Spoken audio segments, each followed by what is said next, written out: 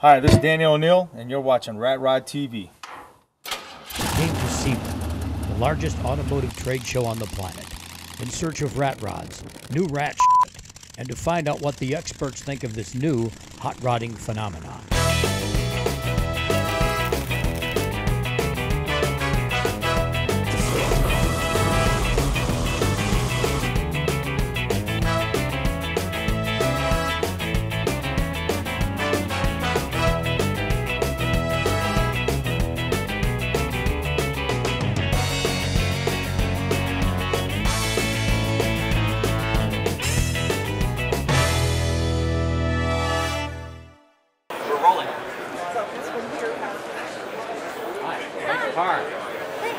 Do you know what a rat rod is?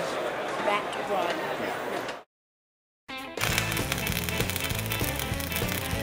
Dan, what is your idea of a rat rod? Well, when I think of rat rod, I think of rat fink, you know, and that look of vehicles, that era of cars, you know, the real hard raked cars, and you know, the big fatty tires on the back. Not a lot of bling, in fact, anti-bling, I think that, and if the car really looks like it would be comfortable for a rat to live in it. There you go. So that brings up be right at home. That brings up an interesting question. So, telltale signs of rat occupancy in an old car body would actually define it as a rat rod at the very least. Yeah, I think if you can find droppings at all and just leave them in the car, you could clear right over them and just put them right in there. And all the upholstery has to already be eaten away. Yeah. It can't be a fresh rat rod. It's going to be an old one. And that would have an effect on the price. Yes, of course. If it had the original droppings in the chassis, from where you found it in the barn, yeah, it's going to be. I would say that would add to the price. You know, it would be a positive thing. The original barn look. Yeah, exactly. Well, Alex from the Shifter Car Club in Los Angeles is taking credit for the term rat rod. Is it? They're defining it as a traditional hot rod with flat paint. Traditional hot rod with flat paint. You know what? You got to have more than the flat paint. And we're thinking the 32 Ford body that's been in the field in Nebraska for 40 years, that's full of bullet holes. There you go. And rat shit. Yeah. You bring it home and put it on a homemade frame, then that would be. Yeah. I don't even think you necessarily need to have the homemade frame, but as long as you haven't taken a care and concern about it being 100% accurate build to get it back to the condition that it was in. And most guys shouldn't be painting at home anyway, right? It's not supposed to be. So if you built the car in your garage, you know, and you're not going to take it to a body shop, you're not going to take it to a mechanic, you're going to do it all yourself. That is part of it. I would consider that to be part of the culture of rat rod. The other part of the culture is finding the parts. Right. So it's like building a car on a scavenger hunt. Yeah, and a budget.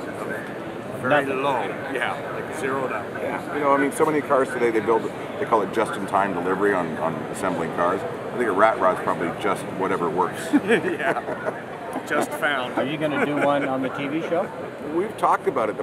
There's a problem for us with a rat rod in that we take the entire season to build the car.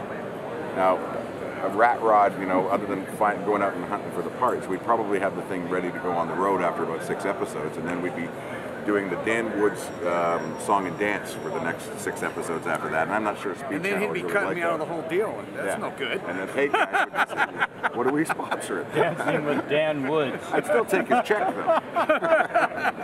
You got to pay for this episode. Yeah. We're not trading no paint. We just want money. We could just show where paint would be. Would be. If I was to paint this. This is where I'd put it, right about here. These are the colors I'd probably do.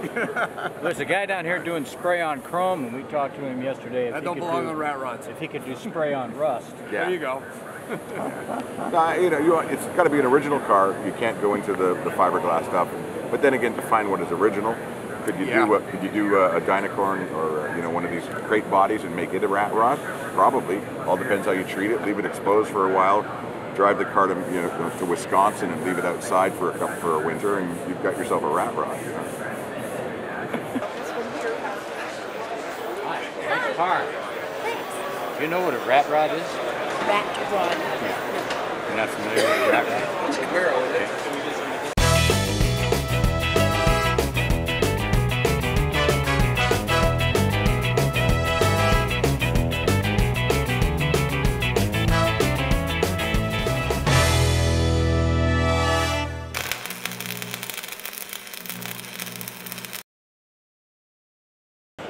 Hi, I'm David Coker, Rocket Racing Wheels, Chattanooga, Tennessee.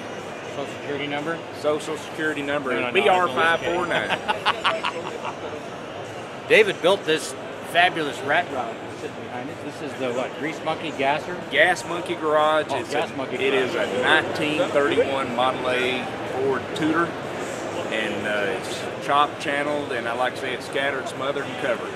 It's kind of like a waffle. It's a 31 Model A. It's got a full Z frame. It is airbag front and back, obviously, and as I say, it's if you want it any lower, you just about have to dig a hole. Where did you find this body? The body came out of Colorado, and the garage that built it for me is out of Dallas, Texas, Gas Monkey Garage, and these guys really have a lot of talent and a lot of engineering that went into this car. Really, what you like about the car is the styling, but what you can't see is, I mean, it's a full race frame, 2x3 box tubing. Again, it's fully airbag. The real challenging part of the build of this car was to really make what is actually new to look old. This is a ZZ4 crate engine that we put Oldsmobile rocket valve covers on. Got the Lone Star beer can coil. I mean, it's just a lot of beer can there's coil. a lot of little things about the car that you may not see until you at least start looking a little bit closer and see some of the details that went into this car. And these cars are attracting an awful lot of attention and a lot of controversy. So what is the difference between a hot rod and a rat rod? My bent, I guess, as far as that is, I like the term hot rod because I mean it's the era that goes way back into the '60s. Yeah, rat rod is a term, but I mean I don't get hung up on the name. I mean You're not hung up on the name. I'm not hung up on the name. It's just I like really cool cars, fast, low, real quick. So the question is exactly what is a rat rod? Rat rod, you know, to me is something that you can jump in, you get out, you kick the door shut, you don't worry about it. The car's probably never been washed since I built it 3 years ago. It's me. It's just really what I like. It's never been washed. Never been washed. There is some bird stuff on there from 1931 that I didn't wash off. It's still there. Zoom in on the bird shit. The car is sitting. I mean, if you look inside the car, there's about a 1-inch leather pad in there. It's sitting flat out on the floor. So I mean, again, you can't get any lower than the ground. This motor is what again? It's a ZZ4 crate engine, 400 horse Chevy. With antique Oldsmobile rocket valve cover.